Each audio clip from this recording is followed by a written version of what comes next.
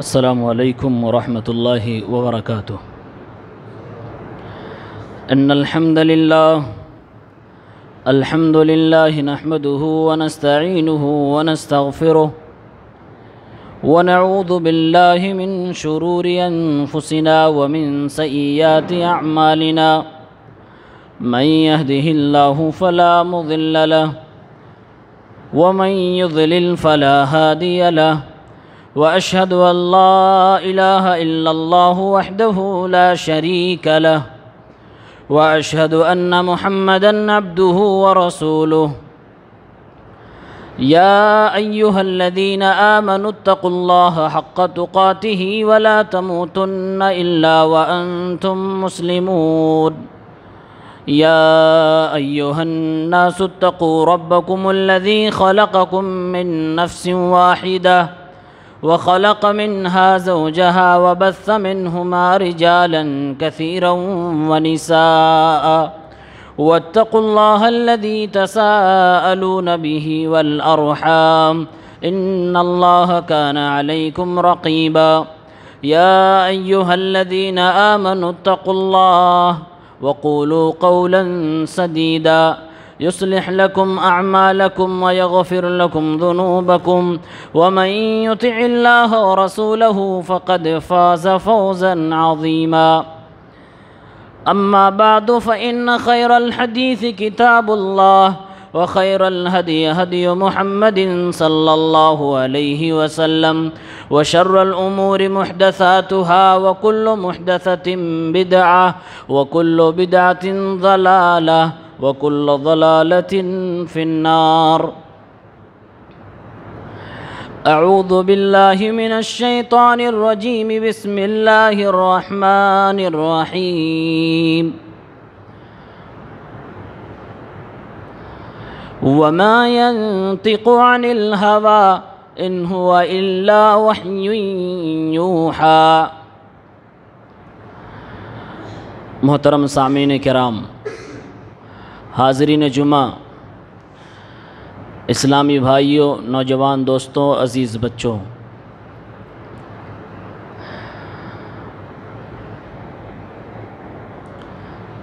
آج کا موضوع ہے رسول اکرم صلی اللہ علیہ وسلم کی پیشین گوئیاں اور ہمارے بعض اعمال۔ پیشین گوئی کا مطلب ہوتا ہے بھوشیواڑی، مستقبل کے اندر واقع ہونے والے امور کے متعلق خبر دینا، اسی کو پیشین گوئی بھوشیواڑی کہا جاتا ہے۔ اللہ کے نبی صلی اللہ علیہ وسلم نے آج سے سینکڑوں سال پہلے جو آج کے زمانے میں ہو رہا ہے اس کے بارے میں اور آگے جو ہونے والا ہے عموماً اس کے تعلق سے بہت ساری باتیں آپ نے بتلائی ہیں۔ سب سے پہلے غلط فہمی کا ازالہ ہو جائے تو بہتر ہے۔ بہت سارے لوگ اللہ کے نبی صلی اللہ علیہ وسلم کی جب پیشین گوئیاں پڑھتے ہیں، آپ نے جو مستقبل کے تعلق سے باتیں بتلائی ہیں، وہ جب سنتے ہیں تو کہتے ہیں کہ دیکھو یہ بات صحیح ہے نا کہ اللہ کے نبی عالم الغیب تھے، تو ہم بتانا یہ چاہتے ہیں کہ اس سے ثابت کرنا اور ماننا کہ اللہ کے نبی نے آگے آنے والی چیزوں کے بارے میں بتلایا ہے کہ عالم الغیب ہو گئے، یہ استدلال و استنباط ہی غلط ہے۔ اگر یہ مان لیا جائے کہ آپ عالم الغیب تھے پھر آپ نے یہ ساری باتیں بتائی ہیں تو پھر آپ کے نبوت کی سچی دلیل یہ نہیں ہو پائے گی اتنی مضبوط جتنی مضبوط یہ مان کر ہوتی ہے کہ آپ کو غیب کا علم نہیں تھا پھر بھی اللہ رب العالمین نے وحی کے ذریعے سے آپ کو یہ ساری چیزیں بتلائی، اور آپ صلی اللہ علیہ وسلم کو قیامت تک، قیامت کے بعد جنت جہنم قبر کے اندر اور قیامت کے وقت میدان محشر کا منظر، وہ ساری چیزیں آپ صلی اللہ علیہ وسلم نے جو احادیث کے اندر بیان کی ہیں وہ اللہ رب العالمین کی طرف سے وحی ہوا کرتی تھی۔ غیب داں اسے کہتے ہیں جو اکیلا ہو، اس کے علاوہ کوئی نہ جانتا ہو۔ اور وہ ذات صرف اللہ وحدہ لا شریک کی ہے۔ پیارے نبی صلی اللہ علیہ وسلم کو اللہ نے بتلا دیا تو اللہ کے نبی عالم الغیب نہیں ہوئے، عالم الغیب اللہ رب العالمین ہے، اور یہ بات تو اللہ رب العالمین نے اپنے نبی کی زبان سے کہلوایا تھا۔ قل لا اعلم الغیب، اے نبی کہو مجھے غیب کے علم نہیں ہے۔ لو کنت اعلم الغیب لاستکثرت من الخیر، اگر مجھے غیب کا علم ہوتا تو بہت اچھائیاں میں کر جاتا، میری زندگی میں تھوڑی بہت جو پریشانیاں آئی ہیں وہ ہوتی ہی نہ۔ تو اس بات کی دلیل ہے کہ پیارے نبی صلی اللہ علیہ وسلم پر جو بھی آپ احادیث کے ذریعے سے بتلاتے تھے پیشین گوئی بھوشیاڑی، یہ اللہ کی طرف سے وحی ہوا کرتی تھی، اس شرط کے ساتھ کہ وہ حدیث صحیح ہونی چاہیے۔ آئیے اسی ضمن میں آپ کو اللہ کے نبی کی کچھ پیشین گوئیوں کے بارے میں بتاؤں۔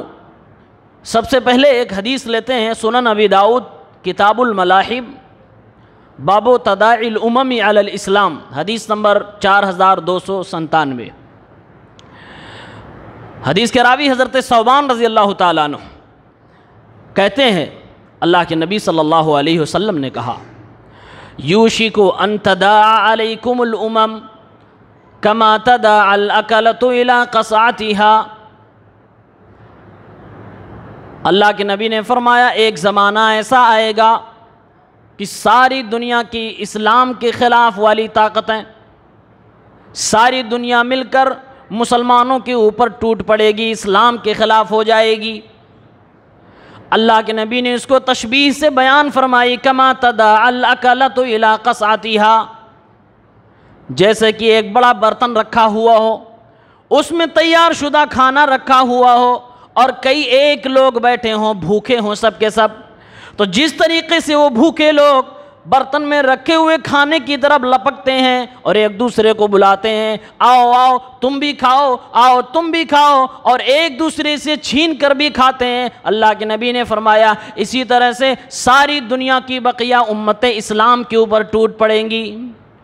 فقال قائل، سوال کرنے والوں میں سے ایک صحابی نے سوال کیا، وَمِن قِلَّةٍ نَحْنُ يَوْمَئِذٍ، اے اللہ کے نبی کیا یہ جب وقت آئے گا ہماری تعداد کم ہو جائے گی؟ اللہ کے نبی نے فرمایا بل انتم کثیر ولکنکم غثاء کغثاء السیل، نہیں تمہاری تعداد کم نہیں ہوگی، تم ہوگو تعداد میں بہت زیادہ لیکن تمہاری ویلو ختم ہو جائے گی، تمہارے اندر کا جو رعب دبدبہ ہے وہ ختم ہو جائے گا، تمہاری حیثیت اتنی رہے گی جیسے کہ سمندر کے بہاؤ کے ساتھ کھرپتوار بہتا رہتا ہے، ایسے ہی تم مانے جاؤ گے، تمہاری سماج میں کوئی ویلو نہ رہے گی۔ اب صحابہ کرام کے بعد اللہ کے نبی صلی اللہ علیہ وسلم فرماتے ہیں یہ ہوگا کیوں؟ کیونکہ جس وقت اللہ کے نبی یہ بات کہہ رہے تھے اس زمانے میں مسلمانوں کی ہیبت کا عالم یہ تھا کہ اللہ کے نبی فرماتے ہیں نصرت بالرعب مسیرت شہر، کہ میں یہاں پہ مدینے میں موجود ہوں، ہمارا دشمن 1 مہینے کی دوری پر موجود ہوتا ہے، وہیں سے ہی وہ میرا نام سن کر، مسلمانوں کا نام سن کر تھرتھرانے لگتا ہے، مسلمانوں کے بارے میں سن کر وہ ڈر جاتا ہے، مسلمانوں کے مقابلے میں آنے کی نہیں کوشش کرتا ہے۔ یہ اس وقت اللہ کے نبی فرما رہے ہیں آج تم غالب ہو، ایک دن آئے گا کہ تمہارے اوپر ساری دنیا ٹوٹ پڑے گی۔ اللہ کے نبی نے فرمایا ہوگا کیوں؟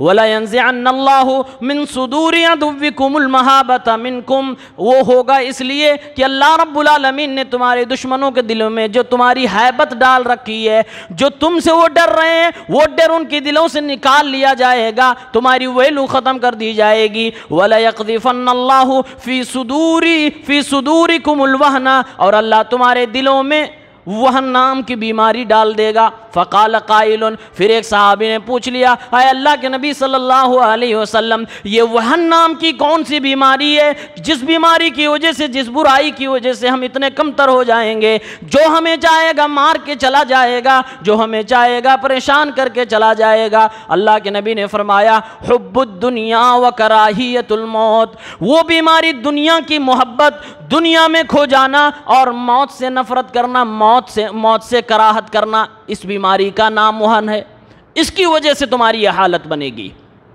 آپ ذرا سوچئے، آپ کسی کے مد مقابل ہو، آپ کی ہیبت اس کے دل میں ہوگی، اللہ کے نبی فرماتے ہیں وہ ہیبت جو تمہارے دشمن کے دل میں نکال لی جائے گی۔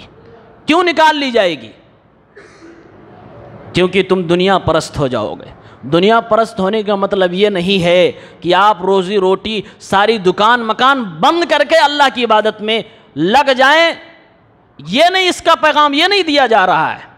دنیا پرست اسے کہتے ہیں جو آدمی اپنی دنیا کے لیے دین کو چھوڑ دیتا ہو۔ دنیا پرست اس آدمی کو کہا جاتا ہے جو اپنی دکان کے لیے، اپنی تجارت کے لیے نمازوں کو چھوڑ دیتا ہو۔ دنیا پرست اسے کہا جاتا ہے جو اپنے دکان کے لیے، اپنے کاروبار کے لیے ہر کسی سے اچھا بیوہار کرنے لگے، ہر کسی کے ساتھ وہ رویہ اختیار کرنے لگے، چاہے سامنے والا دشمن ہی کیوں نہ ہو، سامنے والا اس کو، اس کے ماں باپ کو، اس کے نبی کو، اس کے اللہ کو گالی ہی دینے والا کیوں نہ ہو، وہ ہر کسی سے بیوہار کرے گا اسی طرح سے، تاکہ ہمارا کاروبار نہ خراب ہونے پائے۔ یہ دنیا پرست ہوتا ہے۔ ورنہ اللہ کے نبی صلی اللہ علیہ وسلم نے تو خود فرمایا، اے لوگوں، تم اپنی اولاد کو دنیا میں ننگا دھنگا چھوڑ کے نہ جاؤ، اپنی اولاد کے لیے دنیا میں کچھ بنا کے جایا کرو۔ اپنی اولاد کو دنیا میں سڑک پہ چلتا ہوا نہ بنا کے جاؤ کہ دوسروں کے سامنے ہاتھ پھیلائے۔ ان کے لیے کچھ جائیداد، ان کے لیے کچھ دنیا کے ساز و سامان بنا کے ضرور جایا کرو۔ یہ اللہ کے نبی کی ہی تعلیم ہے، قرآن کی تعلیم ہے۔ وَلَا تَنْسَ نَصِيبَكَ مِنَ الدُّنْيَا، دنیا کا جو تمہارا حصہ ہے اس حصے کو مت بھول جانا، وہ حصہ بھی لینا، لیکن یاد رکھنا دنیا تمہارے لیے اتنی ہے جب تک کہ تمہارا دین خطرے میں نہ آئے، جب تک کہ تمہارا دین تم سے نہ چھوٹ جائے۔ اگر جس دن تمہارے اندر دنیا کی محبت آ گئی، لالچ آ گئی، دولت کی لالچ آ گئی، پھر تم ہر آدمی کے سامنے جھکنے کے لیے تیار ہو جاؤ گے۔ جہاں آپ کو دو کوڑی ملنے لگے گی آپ اس کی ہاں میں ہاں ملانے لگو گے، آپ اس کے حالات کے ساتھ سمجھوتا کر لو گے، دین کا سودا کر بیٹھو گے۔ اللہ کے نبی نے یہ بھی فرمایا تھا کہ جب قیامت قریب آئے گی تو قیامت کی نشانیوں میں سے ایک نشانی یہ بھی ہوگی کہ دنیا میں اتنے فتنے برپا ہو جائیں گے کہ انسانوں کے گھروں کے اندر ایسے جیسے بارش برستی ہے تو پانی گرتا ہے، ایسے لوگوں کے گھروں میں فتنے گرنے لگیں گے۔ اتنا فتنہ پھیل جائے گا کہ شام کو مومن ہوگا، صبح آدمی کافر ہو جائے گا، شام کو سچا ہوگا، صبح جھوٹ بولنے لگے گا۔ یہ فتنہ جب بہت زیادہ پھیل جائے گا پھر لوگ دنیا پرست ہو جائیں گے، اللہ کو بھول جائیں گے، دین کے کاموں کو چھوڑ دیں گے، صرف دنیا داری میں آ جائیں گے۔ اور یہ بات صحیح ہے کہ جب آدمی دنیا دار بن جاتا ہے اس کو موت سے نفرت ہو جاتی ہے۔ میرا اپنا ماننا ہے جب کبھی بھی آپ کو موت کی یاد آنے لگے، جب کبھی بھی دنیا آپ کو موت سے ڈروانے لگے تو اپنے آپ سے ایک سوال پوچھ لیا کرنا کہ اے اللہ، اگر میں ابھی مر جاؤں، ابھی میں دنیا سے چلا جاؤں تو کیا میں تیری بخشش کا حقدار بن سکتا ہوں کہ نہیں بن سکتا ہوں؟ کیا میں جنت میں جا سکتا ہوں کہ نہیں جا سکتا ہوں؟ اگر آپ کی ضمیر قرآن و حدیث کے علم کی روشنی میں آپ کو جواب دے کہ ہاں تو ابھی اگر دنیا سے چلا جائے تو تیرے لیے بخشش کا دروازہ کھلا ہے، تو معاف کیا جا سکتا ہے، اللہ رب العالمین نے جو وعدہ فرمائے اس وعدے میں آ سکتا ہے۔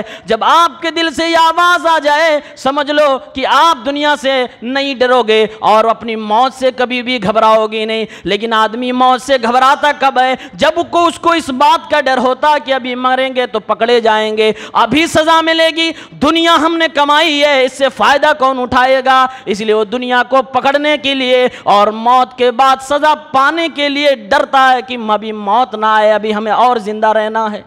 اس لیے دنیا پرستی، یہ جو اللہ کے نبی نے دو برائیاں بتلائی ہیں یقیناً بڑی خطرناک برائیاں ہیں۔ اللہ کے نبی نے فرمایا جب مسلمان اس ٹائپ کا ہو جائے گا پھر ہر کوئی ادھر سے کوئی ایک تماچا مارے گا، ادھر سے کوئی ایک تماچا مارے گا، اس کی ہیبت ختم ہو جائے گی۔ اور ایک حدیث پاک میں اللہ کے نبی نے صلی اللہ علیہ وسلم نے فرمایا صلت اللہ علیکم ذلا لا ينزعہ حتی ترجعوا الی دینکم، اے لوگو تمہارے اوپر اللہ رب العالمین یہ بے عزتی کا عذاب، تمہاری ذلیل و خوار ہونے کا یہ عذاب اس وقت تک تمہارے اوپر رہے گا جب تک کہ تم پلٹ کر قرآن و حدیث کی طرف نہ آ جاتے ہو، جب تک کہ تم پرانے اللہ کے نبی صلی اللہ علیہ وسلم کے دیے ہوئے دین کی طرف واپس نہ آ جاؤ، تب تک تمہارے ساتھ یہ بے عزتی ہو نہیں ہے، تب تک تم یہ ذلیل و خوار ہوتے ہی رہو گے۔ یہ اللہ کے نبی نے ہمیں اللہ کے نبی نے فتنے سے بھی باخبر کر دیا، آگے ہونے والی بات سے بھی باخبر کر دیا، بیماری بھی بتا دی، علاج بھی بتلا دیا ہے۔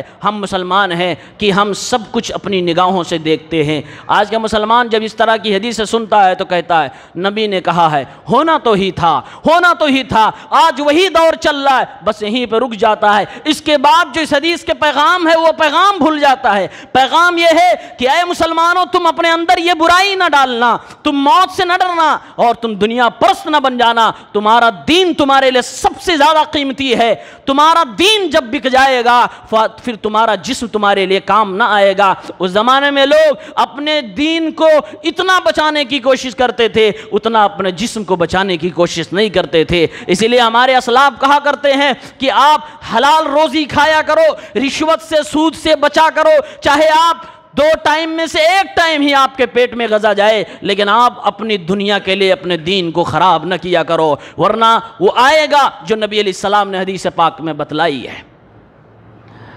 یہ اللہ کے نبی کی ایک پیشین گوئی ہے جس میں اللہ کے نبی نے ہم کو باخبر کیا۔ مقصد کیا ہے؟ مسلمانوں، تم دنیا پرست نہ بننا، تم موت سے نفرت کرنے والا نہ بننا۔ اس کا مطلب یہ نہیں ہے کہ آپ موت کو اپنے گلے لگا لو، مطلب یہ ہے کہ موت سے نفرت آپ کو یہ نہ ہو کہ آپ بھاگنے لگو، موت سے بھاگنے لگو، مرنے کے بعد کی زندگی کو چھوڑنے لگو، یہ نہیں مطلوب ہے۔ اللہ رب العالمین چاہتا ہے موت کی تیاری کرو، دل مطمئن ہو، ابھی مروں گا تو انشاءاللہ میں بخش دیا جاؤں گا۔ کیوں؟ اس لیے کہ میری زندگی میں شرک نہیں ہے، اس لیے کہ میری زندگی میں بدعت مفسقہ مکفرہ نہیں ہے، اس لیے کہ میری زندگی میں منافقوں والی علامت نہیں ہے۔ میں پاک ہوں، میرے گناہ ہیں مانتا ہوں، میں کبیرہ گناہ بھی کر چکا ہوں، میں صغیرہ گناہ بھی کر چکا ہوں، مانتا ہوں یہ سب کچھ، لیکن پروردگار تو نے کبیرہ والوں کے لیے بھی بخشش کا دروازہ کچھ گنجائش رکھی ہے، لیکن رب العالمین تو نے صغیرہ والوں کے لیے بھی بخشش کی گنجائش رکھی ہے۔ تو نے جس پہ بین لگا دیا وہ گناہ میری زندگی میں نہیں ہے۔ جب آدمی کی زندگی میں یہ آ جائے پھر وہ مرنے کے لیے تیار ہو جائے، ابھی موت آ جائے انشاءاللہ جنت تو مل جائے گی، کچھ سزا مل سکتی ہے، ہو سکتا ہے رب العالمین معاف بھی کر دے، ہو سکتا ہے اپنے نبی کی شفاعت میں شرک نہ کرنے کی وجہ سے میں بخش دیا جاؤں، یہ امید لے کے دنیا سے چلا جائے۔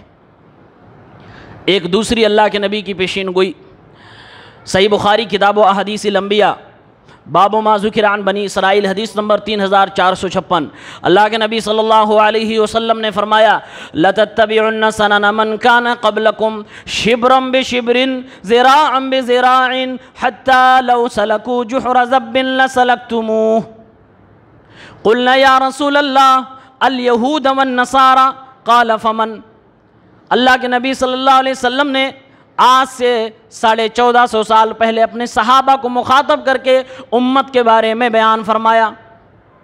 اللہ کے نبی نے فرمایا یہ امت کے لوگ مسلمانوں کا کلمہ پڑھنے والے کلمہ تو پڑھیں گے، لیکن اپنی زندگی جینے کا جو طریقہ ہوگا، ان کے جو معاملات ہوں گے، ان کے عقائد، ان کی عبادات یہودیوں نصرانیوں سے مشابہت اختیار کرنے لگیں گے۔ بلکہ اللہ کے نبی نے فرمایا یہ یہود و نصارہ کی اتباع میں اتنے پاگل ہو جائیں گے کہ ان کے ساتھ قدم سے قدم ملا کر چلنے لگیں گے، یہاں تک کہ اللہ کے نبی نے فرمایا اگر یہ مسلمان یہ دیکھے گا کہ کوئی یہودی نصرانی یہ کسی گوہ کے بل میں گھس رہا ہے تو مسلمان بھی گھسنے کی کوشش کرے گا۔ ایک حدیث میں اللہ کے نبی نے فرمایا، اللہ کے نبی صلی اللہ علیہ وسلم کہتے ہیں اگر یہ مسلمان دیکھے گا کہ یہودی اپنی تہذیب یہ بتلا رہا ہے کہ اپنی بیوی کو اپنی ماں سے وہ زنا کرے تو مسلمان بھی وہ کام کرنے کے لیے سوچنے لگے گا، ہم بھی اپنی ماں سے یہ غلط کام کر بیٹھے، یعنی مسلمان یہود و نصارہ کی اتباع میں بے انتہا آگے بڑھ چکا ہوگا۔ اللہ کے نبی صلی اللہ علیہ وسلم سے صحابہ نے پوچھا اے اللہ کے نبی صلی اللہ علیہ وسلم ہم کس کی اتباع، کس کے بارے میں آپ بتا رہے ہو؟ اللہ کے نبی نے یہود و نصارہ کے بارے میں بتا رہا ہوں۔ مسلمان آج یہود و نصارہ کی اتباع کر رہا ہے۔ اقبال نے صحیح کہا تھا وضع میں تم ہو نصارہ تو تمدن میں ہنود، وضع میں تم ہو نصارہ تو تمدن میں ہنود، یہ مسلمان ہیں جنہیں دیکھ کے شرمائے یہود، یعنی یہودی جو کہ تمام لگ بھگ برائیوں کا برانڈ بنا ہوا ہے، بڑی بڑی برائیوں کو جنم دینے والا ہے، وہ بڑا جو سب سے بڑا کرمنل ہے دنیا میں جرائم کا، وہ جب مسلمان کو دیکھے گا دل ہی دل میں خوش ہوگا، ہمیں تمہیں گمراہ کرنے کی کیا ضرورت ہے؟ تم تو ہم سے ہی زیادہ برائیوں میں آگے نکل چکے ہو۔ اسی بات کو اقبال نے سچ کہا تھا کہ تمہیں دیکھ کے یہودی بھی شرمائیں گے۔ او مسلمانوں، ذرا اپنے آپ کو سوچو، آج مسلمان کون سی ایسی برائی ہے یہود و نصارہ کی جو مسلمانوں کی سوسائٹی میں نہ پائی جاتی ہو؟ مسلم نوجوان شراب کا عادی ہوتا جا رہا ہے، مسلم نوجوان اپنے اوقات کو برباد اپنے ضائع کرتا جا رہا ہے، مسلم نوجوان اسموکنگ منشیات کا عادی بنتا جا رہا ہے، مسلم نوجوان، اللہ کی قسم نبی کے زمانے میں ایسا نہیں ہوا کرتا تھا جس سے ایک وقت کی بھی نماز چھوٹ جائے۔ کوئی تصور ہی نہیں تھا کہ کوئی نوجوان ہو اور وہ نماز نہ پڑھے، اس کی زندگی میں 5 وقت نماز پڑھنے کا وہ پابند نہ بن جائے۔ کوئی مسلمان یہ تصور ہی نہیں تھا کہ اپنی مسلمان بہن کے ساتھ وہ غلط نگاہ اٹھا کر دیکھے، بلکہ اللہ کے نبی کی زندگی کا ایک واقعہ میری نظروں سے گزرا ہے۔ ایک مارکیٹ یہودیوں کی تھی، اس میں ایک سونار کی دکان تھی۔ ایک مسلمان عورت پردہ کا حکم نازل ہونے کے بعد اس مسلمان کی دکان، اس یہودی کی دکان پہ جاتی ہے اپنا سامان خریدنے کے لیے۔ یہودیوں نے مسلمانوں کی عورتوں کے پردے کی بے عزتی کرنے کے لیے پلاننگ کی کہ عورت آئی ہوئی ہے، اس کا چہرہ کھولنے کے لیے کہا گیا، اس عورت نے منع کر دیا۔ میں جس مذہب کو فالو کرتی ہوں، ہمارے مذہب میں پردہ کرنے کے لیے کہا گیا ہے۔ ان دشمنوں نے مسلمان عورت کے پیچھے سے اس کا کپڑا باندھ دیا تاکہ ابھی وہ کھڑی ہوگی تو اس کی پچھلی شرمگاہ دکھ جائے گی۔ وہ کھڑی ہوتی ہے، اس کی شرمگاہ دکھنے لگتی ہے۔ وہ مارکیٹ کے یہود و نصارہ وہ اس کو دیکھ کر قہقہے لگانے لگتے ہیں، مذاق اڑانے لگتے ہیں۔ مارکیٹ میں اور نوجوانوں ہمارے اور آپ کی طرح کلمہ پڑھنے والا، لیکن سچ میں اس کے اندر دین تھا، اس کے اندر اسلام تھا، اپنی بہنوں کے تئیں اس کے اندر اس کی حفاظت کرنے کا جذبہ تھا۔ اس نے دیکھا میری کوئی اسلامی بہن ہے جس کے ساتھ مذاق اڑایا جا رہا ہے، اس نے اس دشمن کو وہیں پر ڈھیر کر دیا۔ بدلے میں لوگوں نے اس کو مارا۔ اللہ کے نبی صلی اللہ علیہ وسلم کو جب خبر پہنچی، اللہ کے نبی نے اس معاملے کو بڑا سیریس لیا اور فرمایا اس مارکیٹ کو ہم یہاں سے ختم کر کے دم لیں گے جس نے ہماری ماں اور بہنوں، ہماری امت کی عورتوں کے لیے اتنا برا کر ڈالا۔ او نوجوانوں، آج ہم دوسروں کو کیا لان تان کرے؟ ہمارے نوجوان بھائی آج خود اپنی سوسائٹی، اپنی چچا زاد، خالہ زاد، پھوپھی زاد، اپنی ہی رشتے کی بہن کو بخشنے کو تیار نہیں ہے، دوسروں کو کیا بخشیں گے؟ میں تو کہتا ہوں ایسے نوجوان بن جاؤ، تمہاری سوسائٹی کی، تمہارے محلے کی، گاؤں کی جب بھی کوئی لڑکی تمہیں دیکھے تو اس کو محسوس ہو یہ کوئی ایسا نہیں جو مجھے چھیڑے گا، یہ وہ آ رہا ہے جو میری ضرورت پر میری حفاظت کر سکتا ہے، جو میرے لیے لڑ سکتا ہے، یہ میرا بھائی ہے۔ جب یہ آپ کے دل کے اندر جذبہ پیدا ہو جائے، اللہ کی قسم ایک ایک مسلمان بہن محفوظ ہو جائے گی۔ لیکن ہم نوجوان خود، وجہ کیا ہے؟ ہم وہ سارے کام کرنے کو تیار ہیں جو یہود و نصارہ نے ہمیں بالی ووڈ کے ذریعے سے دیا ہے، جو ہمیں فلموں کے ذریعے سے دیا ہے، جو ہمیں ویب سیریز کے ذریعے سے دیا ہے، جو ہمیں شوز کے ذریعے سے دیا ہے۔ آج مسلمان اسی میں لگا ہوا ہے۔ یہ امت کا نوجوان برباد ہو رہا ہے، ان کی اتباع کی جا رہی ہے۔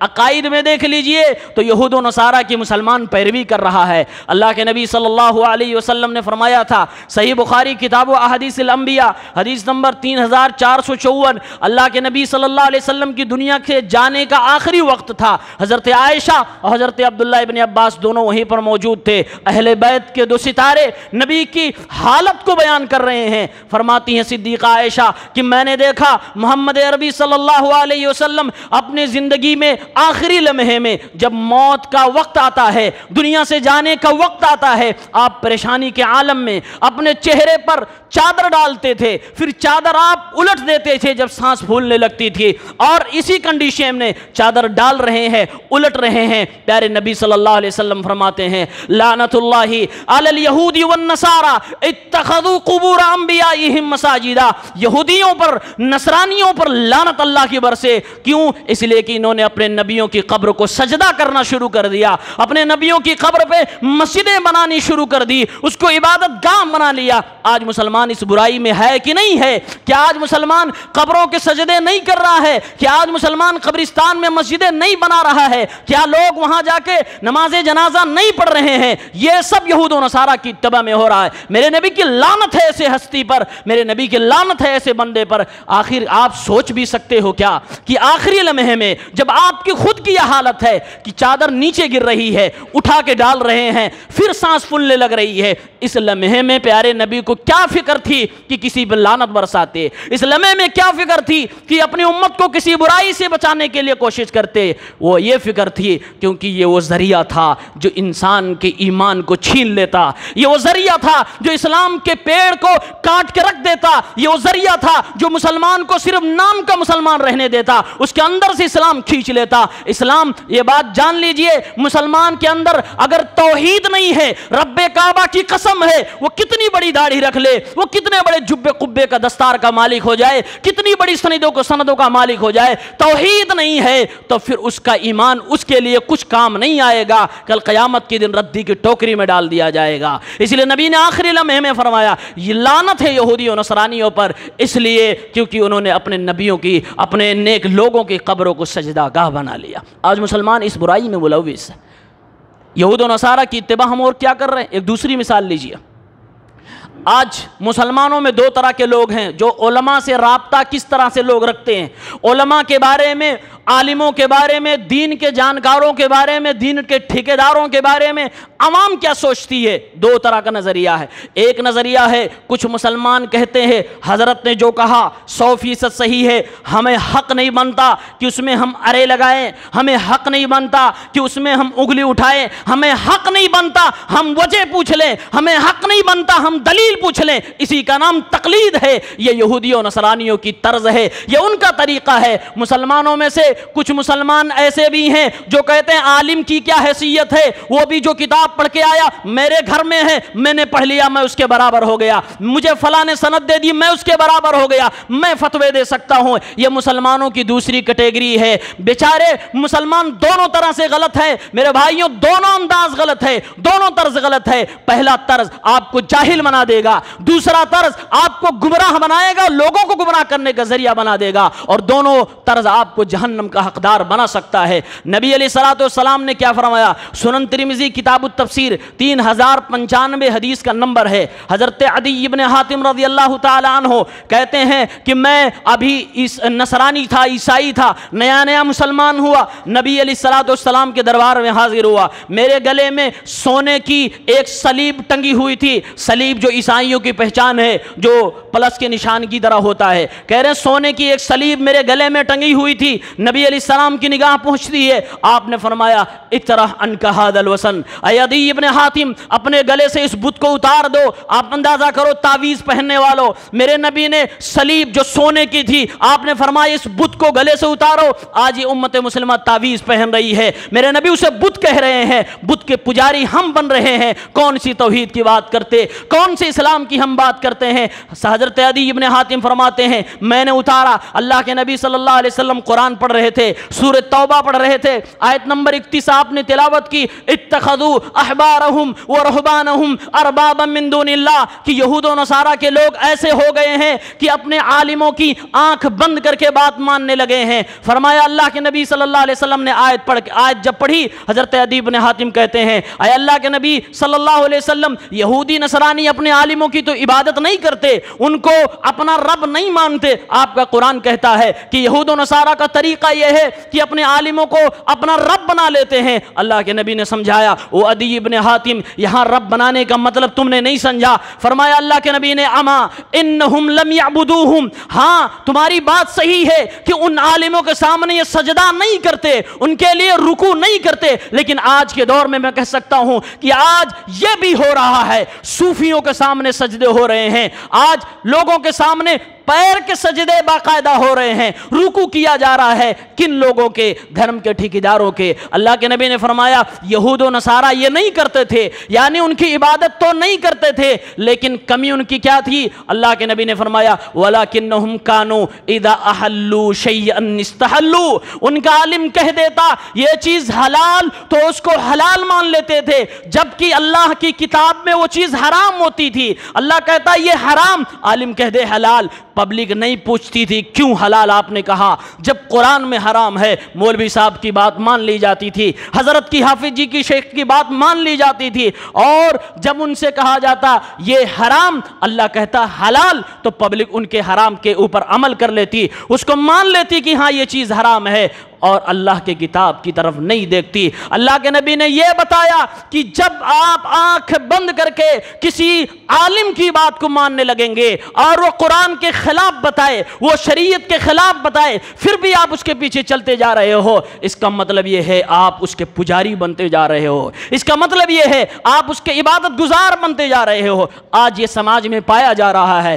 زنا حرام ہے, قرآن کہتا ہے زنا حرام ہے, نبی کہتے ہیں زنا حرام ہے, لیکن ایک شارٹ کٹ کے طریقے سے زنا کو حلال عالم لوگ کہہ رہے ہیں, حلالہ کے نام پہ پبلک مان بھی رہی ہے. اپنی بہن بیٹیوں کی عزت زنا کے نام پہ, حلالہ کے نام پہ برباد کر رہی ہے. یہ وہی چیز ہے تقلید جو یہودی اور نصرانیوں نے اپنے عالموں کی تھی. ہم کہتے ہیں صحیح طریقہ یہ ہے کہ آپ نہ تو مفتی بننے کی کوشش کریں اور نہ ہی آپ اندھے بننے کی کوشش کریں, آپ عالم کے کانٹیکٹ میں رہیں. سوشل میڈیا کا دور ہے, اچھے عالموں کی تقریریں سنیں, ان کے فتاوی جات سے مستفید ہوں, اس پر عمل کریں. آپ عالم سے پورا حق رکھتے ہیں دلیل مانگنے کا, دلیل مانگیے. آپ مانگ سکتے ہیں کہ حضرت جی آپ ہمیں فتویٰ دیجئے, اپنے دماغ سے نہیں دیجئے گا, آپ اپنے رائے سے نہ دیجئے گا, ہمیں قرآن و سنت کی روشنی میں فتویٰ چاہیے. آپ یہ مطالبہ کر لیں گے, اب اگر اگلا عالم اپنی رائے سے بتا دے گا, آپ کو پتہ نہیں چلے گا, تو آپ گنہگار نہیں ہوں گے. جب آپ قرآن و حدیث مانگ لیں گے پھر آپ گنہگار نہیں ہوں گے. اس لیے قرآن و حدیث کا مطالبہ کریں.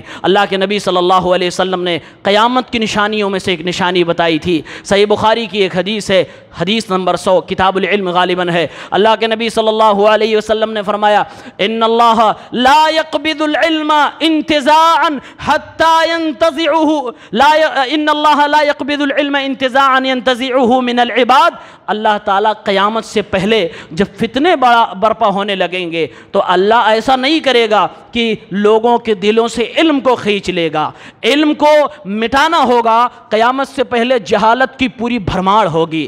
قیامت سے پہلے کتابیں بہت لکھی جائیں گی لیکن عمل نہیں ہوگا, صحیح علم نہیں ہوگا. وہ دور چل رہا ہے, آج بہت کتابیں ہیں, پمفلٹ ہیں, بہت اخبارات ہیں, لیکن علم صحیح لوگوں تک نہیں پہنچ پا رہا ہے. اللہ کے نبی فرماتے یہ ہوگا کیسے؟ آپ نے فرمایا اللہ رب العالمین دنیا سے علماء کو اٹھانا شروع کر دے گا. یہ علماء ایک نعمت ہیں, یہ رب کی نبی علیہ السلام صلی اللہ علیہ وسلم کے وارثین ہیں, ان کو زمین سے اللہ اٹھانا شروع کر دے گا. جب یہ دنیا سے جانے لگیں گے سچا علم بتانے والا آپ کو نہیں ہوگا. اللہ کے نبی فرماتے ہیں حتیٰ اذا لم یبقی عالما, یہاں تک کہ جب روئے زمین پر اس شہر کے اندر, اس خطے کے اندر کوئی عالم نہیں ہوگا, کوئی وہاں پر مجتہد نہیں ہوگا, کوئی وہاں پر فتویٰ دینے والا نہیں ہوگا, کوئی صحیح علم کا حقدار نہیں ہوگا جو لوگوں کو صحیح راستہ دکھا دے. اللہ کے نبی فرماتے ہیں اتخذ الناس رؤوسا جہالا, یہ پبلک بیچاری دین کی بھوکی ہے, انہیں جواب چاہیے. یہ جاہلوں کو اپنا سردار بنا لیں گے, یہ جاہلوں کو اپنا اگوا بنا لیں گے, اس سے پوچھیں گے, مسئلے معلوم کریں گے. فافتوا بغیر علم, وہ اللہ کا بندہ, وہ جاہل بندہ, وہ بغیر علم کے فتوے بازی کرنے لگے گا, وہ جواب دینا شروع کر دے گا. اللہ کے نبی فرماتے ہیں فضلوا واضلوا, وہ خود گمراہ ہوگا, اپنے عوام کو بھی گمراہ کرے گا. یہ قیامت کی نشانی ہے. اور ایک بات یہ بھی رکھیں یاد, آپ کو کن عالموں سے علم لینا ہے. معجم طبرانی, المعجم الکبیر امام طبرانی کی ایک کتاب ہے, اس میں حدیث نمبر 908 ایک حدیث ہے. معجم طبرانی کے اندر حضرت امام طبرانی رحمۃ اللہ علیہ ایک حدیث نقل کرتے ہیں. کہتے ہیں اللہ کے نبی صلی اللہ علیہ وسلم نے فرمایا ان من اشراط الساعہ, قیامت کی نشانیوں میں سے ایک نشانی یہ بھی ہوگی ان یلتمس العلم عند الاصاغر, لوگ علم تلاش کریں گے لیکن چھوٹے لوگوں کے پاس. چھوٹے لوگوں کا مطلب یہ نہیں کہ قد میں چھوٹا, چھوٹے لوگوں کا مطلب یہ نہیں کہ عمر میں چھوٹا, چھوٹے لوگوں کا مطلب یہ نہیں کہ دولت میں چھوٹا. عبداللہ ابن مبارک رحمۃ اللہ علیہ فرماتے ہیں چھوٹے لوگوں کا مطلب ہے بدعتی. لوگ علم تلاش کریں گے لیکن بدعتی کے پاس. علم تلاش کریں گے, سوال پوچھیں گے, فتویٰ پوچھیں گے, لیکن بدعتی سے پوچھیں گے. بتانے والا خود بدعت میں مبتلا ہوگا, خود وہ بدعتی ہوگا. کچھ عالموں نے اصاغر کا مطلب یہ مراد لیا ہے کہ لوگ ایسے آدمی سے علم حاصل کریں گے جو آدمی علم میں کم ہوگا، اس کے پاس آدھا ادھورا علم ہوگا، نیم ملا ہوگا، اس سے سوال کیا جائے گا، وہ بھی گمراہ کر دے گا۔ قیامت کی نشانیوں میں سے ہے، اور یہ آپ تو مثل جانتے ہیں، نیم ملا خطرے ایمان، نیم حکیم خطرے جان۔ حقیقت ہے یہ بات، مثل یہاں پر مشہور ہے، اور یہ بات بالکل صحیح ہے۔ جس کو ادھوری جانکاری ہو تو وہ ادھوری بلکہ اور ہی غلط بتلا دے گا۔ ہمارے اساتذہ تو ہم کو یہ تربیت دیتے تھے کہ آپ کو اگر مکمل علم نہ ہو تو آپ یہ کہہ کے نکل سکتے ہو مجھے نہیں معلوم ہے۔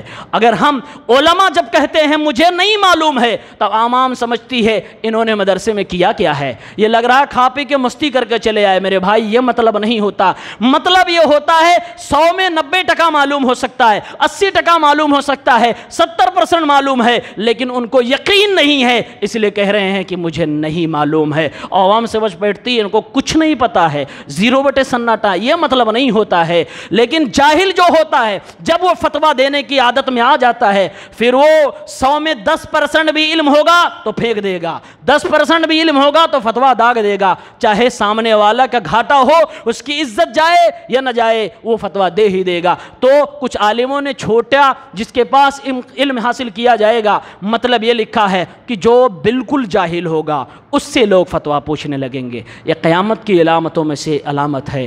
آج یہ دور چل رہا ہے میرے بھائیوں، میرے دوستوں، انٹرنیٹ پہ کئی ایسے لوگ ہیں بدعتی، کئی ایسے لوگ گمراہ لوگ ہیں جو مسلمانوں کو گمراہ کر رہے ہیں، جو مسلمانوں کو ویڈیوز بنا کر، جو مسلمانوں کو قرآن و حدیث کا نام لے کر۔ آج کے دور میں تو ایک بات اور سمجھنے کی ضرورت ہے، قرآن و حدیث بہت سارے لوگ نام لیتے ہیں کہ میں قرآن بتا رہا ہوں، میں حدیث بتا رہا ہوں، لیکن ایک چیز اور جو ہماری اور آپ کی پہچان ہے وہ ان کے اندر نہیں ہوتی ہے۔ وہ کیا؟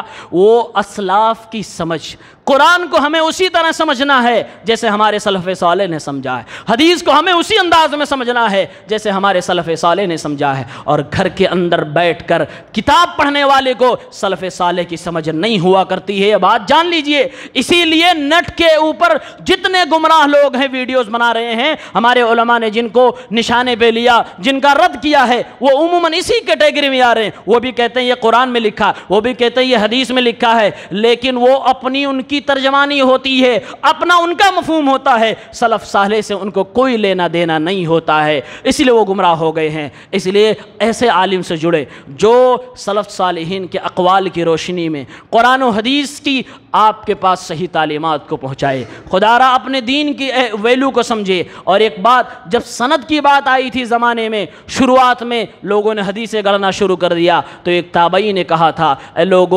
لوگو تمہارا دین تمہارے لیے بڑی انمول چیز ہے، فانظروا عمن تاخذون دینکم، تو جب کسی سے دین کی بات لینا تو دیکھ لینا سامنے والا کون ہے، تم کس سے دین لے رہے ہو، کوئی فریبی تو نہیں، کوئی جھوٹا تو نہیں اللہ اس کے رسول کے نام پر بولنے والا، کوئی ایسا تو نہیں جو جاہل ہے اور آپ کی نظر میں عالم بنا ہوا ہے۔ یہ دیکھنا ہماری ذمہ داری ہے اور سمجھنا ہماری ذمہ داری ہے۔ اور میں یہ بھی کہہ دوں گا اور کہنا چاہوں گا کہ جو مدرسے سے فارغ ہو، جس کے بعد ڈگری ہو، کوئی ضروری نہیں کہ وہ صحیح بات ہی بتلا رہا ہو، وہ بھی غلط ہو سکتا ہے۔ ہمارا معیار ڈگری نہیں ہے، ہمارا معیار صحیح ہونے کا، سچ ہونے کا ڈگری نہیں ہے، ہرگز نہیں ہے۔ مدینہ یونیورسٹی سے فارغ ہو کر بھی گمراہ ہو سکتا ہے، سلفیہ سے فارغ ہو کر بھی کوئی بدل سکتا ہے، وہ اپنی کم علمی کی وجہ سے گنہگار اور غلط فتوے دے سکتا ہے۔ کوئی ضروری نہیں کہ جو ڈگری ہولڈر ہو وہ صحیح بات ہی بتا رہا ہو۔ ہمیں اور آپ کو پرکھنے کی ضرورت ہے،